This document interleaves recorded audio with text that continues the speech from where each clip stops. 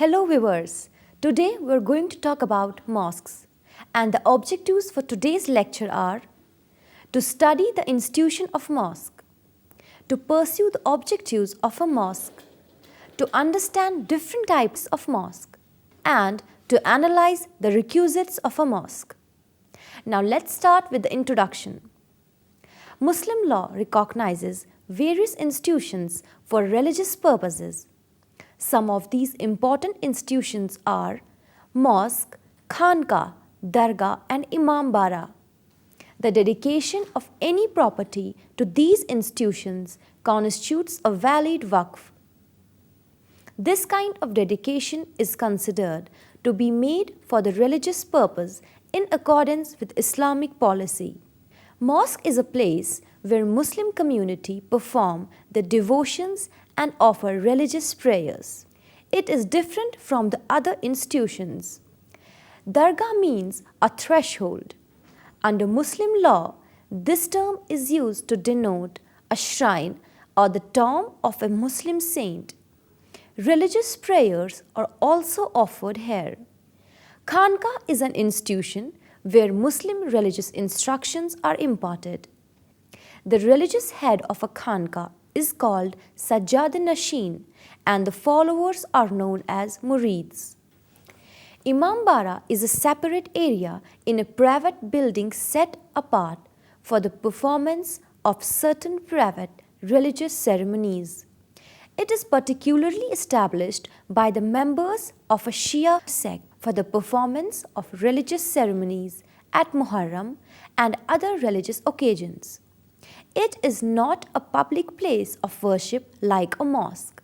Now let's discuss what actually mosque means. The word mosque or mosque is derived from Arabic word masjid, which means a place of worship. The word entered into English from Italian word moscia and Spanish word mezquita, which also means place of worship or prostration in prayer. A mosque is a place where all Muslims gather to offer the prayers and to worship God. Any Muslim belonging to any sect or school can enter a mosque to perform his devotions in accordance with the practices followed by his own sect. It cannot be reserved for the exclusive use of persons belonging to a particular denomination. In the case of Ataullah versus Azimullah 1889, the Allahabad High Court held that a mosque dedicated to God is for the use of all Muslims and it cannot be dedicated for the exclusive use of any particular sect. The decision was also referred by the Privy Council in Fazl Karim versus Mola Bakhsh case. No Muslim can be denied from saying his prayers except for creating disturbance or annoyance to the members of congregation or for misbehavior. Mosques are a form of waqf. When a building has been set apart as a mosque and public prayers are once said there with the permission of the owner, it is enough to create a waqf. Waqf means dedication of some property in the name of God for some pious, religious or charitable object. So a valid waqf may be created by dedication of property to establish a mosque or in favor of an already established one. Now let's discuss legal status of a mosque. Mosque is not a jurisdict person. It has no capacity to sue or to be sued in its own name. The Lahore High Court attributed the juristic personality over the institution of mosque in Mola Bakhsh versus Hafizuddin case, but later on the Privy Council took the contrary view in Masjid Shahidganj case. The court held that the suits cannot be brought by or against mosques, for they are not artificial persons in the eyes of the law. Mosque is not a juristic person. In Muhammad Shafuddin versus Chaturbhuji case, same opinion was reaffirmed by the Rajasthan High Court. The mosque do not possess any juristic personality. Now the second aspect is requisites of a mosque. For the consecration of a mosque or to recognize a building as a mosque, following essentials are required. First, declaration of intention to dedicate the property. To dedicate a property for the purpose of a mosque, the founder must declare his intention to dedicate the property. No specific form of declaration is required. It can be deduced from the express or implied conduct of the dedicator. In Mahir Hussain versus Ali Muhammad Jalaluddin case, the Bombay High Court has held, when once a building has been set apart as a mosque, it is enough to make it a waqf if public prayers are once offered there with the permission of the owner. But though a declaration of dedication and completion by some sect giving practical effect to it are essential, it was not always necessary that there should be any direct evidence of these things. Dedication may be inferred from long user as waqf property. Second, founder must divest himself of the ownership of the property. The founder must divest himself completely from the ownership of the property dedicated to the mosque. He can deliver possession of the property to mutawalli or an imam in order to divest himself. Dedication may take place even without the actual delivery of possession, if the Muslim public is permitted to offer prayers at the mosque. This permission will amount to a valid dedication of property and divestment of the founder from the ownership of the property. Broadly speaking, the founder may divest himself of the ownership of the property by two modes. First, by delivery of possession of the property to imam, or by allowing the public to offer prayer at the mosque. Third essential is building must be separated from the other properties of the owner. The building which is dedicated as a mosque must be separated from the other properties of the owner. There must be actual and visible separation of the dedicated property. Any kind of accretions, additions, or alterations in the properties attached to the mosque constitutes a part of the mosque. The money given at the mosque for repair or maintenance and every kind of gifts offered at the mosque constitutes a part of the mosque properties. Fourth, separate entrance to the mosque. To constitute a mosque, the founder must provide a separate way to it. It should be open for the public.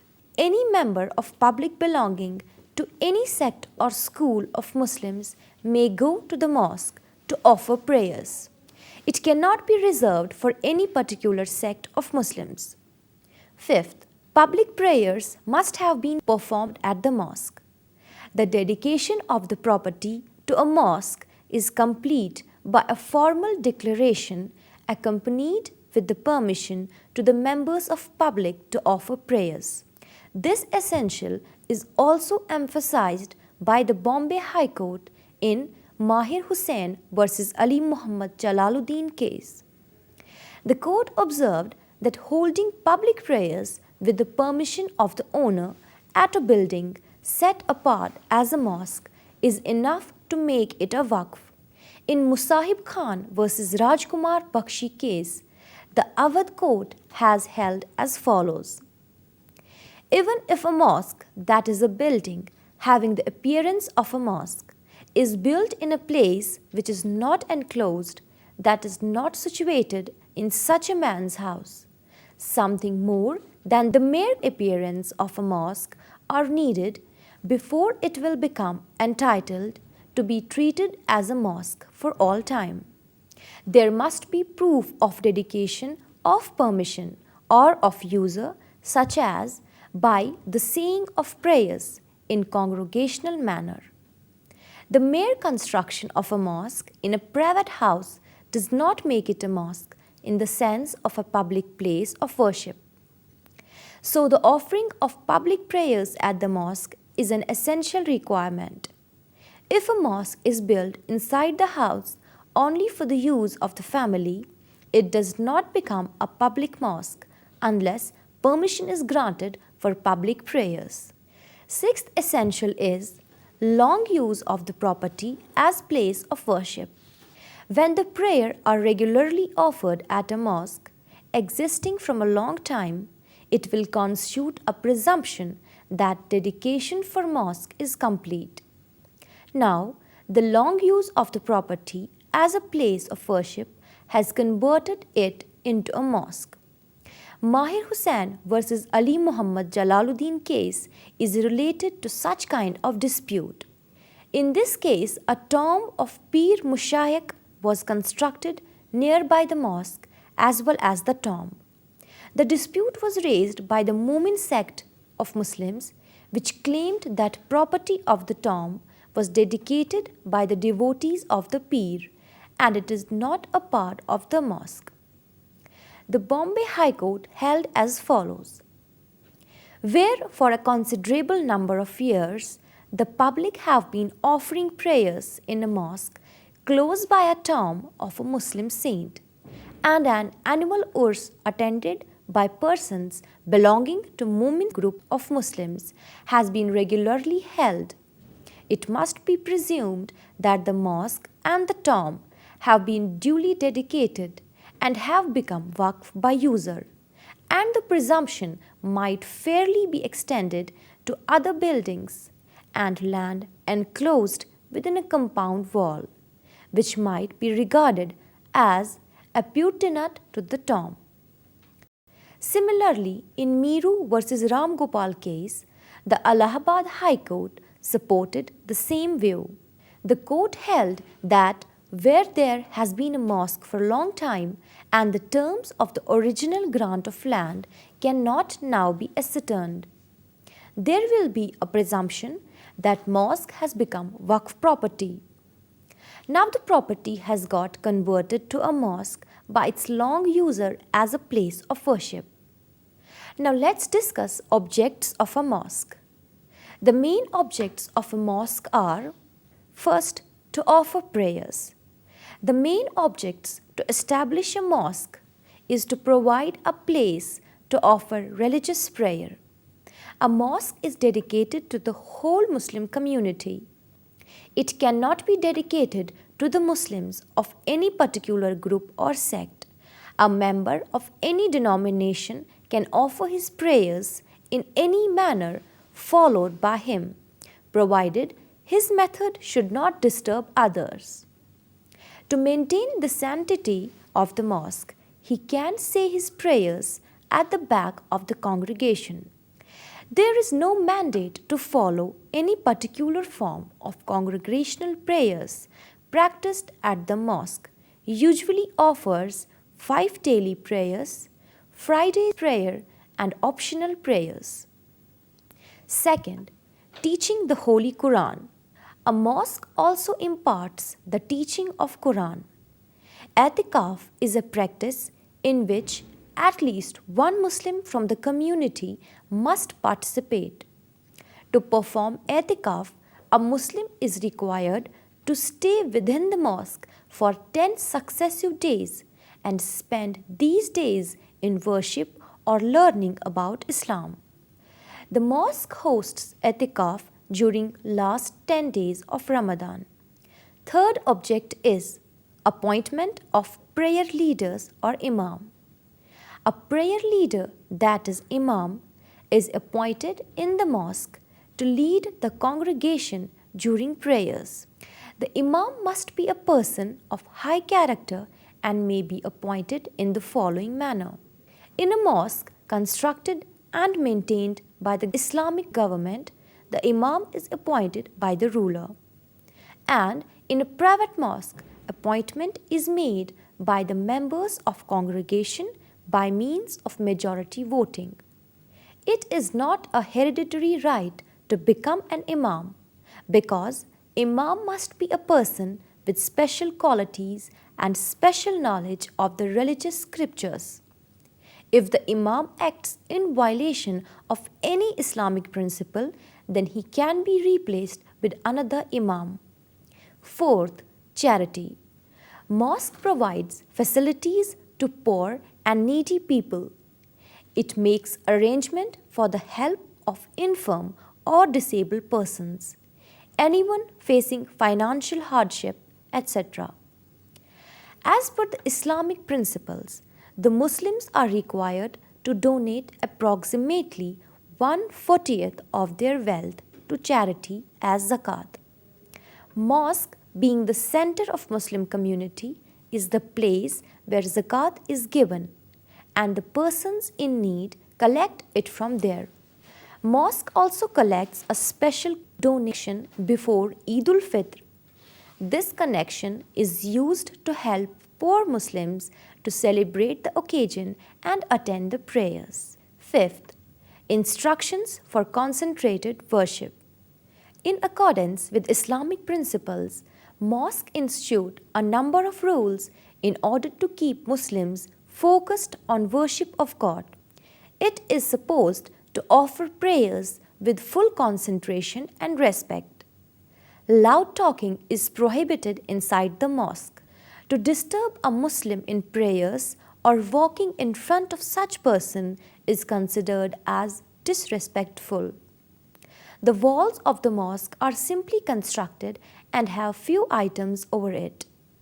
Only some Islamic verses are usually written on the walls of mosque. These rules are followed to avoid any kind of distraction during prayers. Sixth object is to look after the cleanliness. All mosques have their cleanliness rules as it is an essential part of worship. A Muslim is required to cleanse himself before offering of prayers. This actually is known as wudu. Every person entering the prayer hall of the mosque have to take care about the cleanliness even if he is not intended to offer prayers. It is also prohibited to bring shoes inside the prayer hall. Seventh, directions for decent dress up. As per the Islamic requirements, the mosque insists that Muslims should wear decent clothes while coming to the mosque. Women also have to wear loose clothes covering their body up to wrist and ankles. They should also cover their head. This kind of robe worn by the females is called as burqa. The dress should be loose to such an extent that it should not reveal the shape of the body. Eighth, gender separation. The Holy Quran does not depict anything about the matter of gender separation in the mosque, but conventional rules have separated men and women. Women are usually allowed to make rows behind the men. The traditional posture for offering prayer includes kneeling on the floor, touching head to the ground. It is uncomfortable for the woman to say the prayers in a mixed gender prayer, and it is also distracting for the men. So, the women are usually asked to occupy the space behind the men. Some Muslims also insist that Prophet Muhammad, peace be upon him, preferred women to pray at home rather than at a mosque, and they cite a hadith in the support of their argument, in which Prophet Muhammad, peace be upon him, said, "The best mosques for women are the inner parts of their houses." He has directed the women to offer prayers at home only to save them from any kind of harassment. Despite that situation, keeping in mind the fact that women were more devoted to visit the mosque, it was started by Prophet Muhammad, peace be upon him.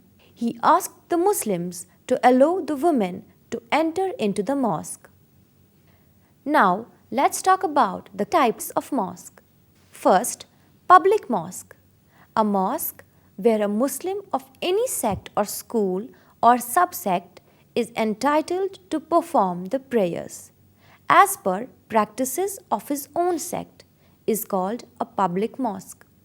No Muslim can be denied from entering in a public mosque as it cannot be reserved for a particular sect of Muslims. When a property is dedicated to the mosque, it no longer belongs to the owner but becomes the property of God. In Muhammad Eslabai versus Muhammad Hanif case, the Supreme Court observed that once the founder builds the mosque and prayers are being offered, the site and the mosque becomes a waqf property and the ownership of the founder is completely extinguished. From the above observation, it can be concluded that a building can be called a public mosque if the following essentials are present. First, building must have separated as a mosque from the other properties of the founder, and the founder must have permitted to conduct public prayers at the mosque, and long user of the property as a place of worship by public. A mosque having these requisites may be recognized as public mosque.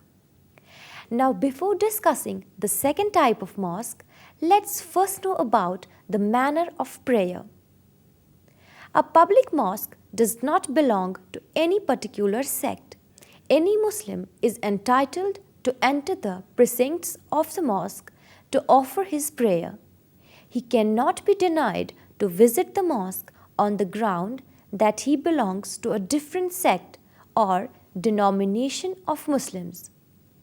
Every Muslim is permitted to offer his prayer in accordance with the method or rituals of his own sect.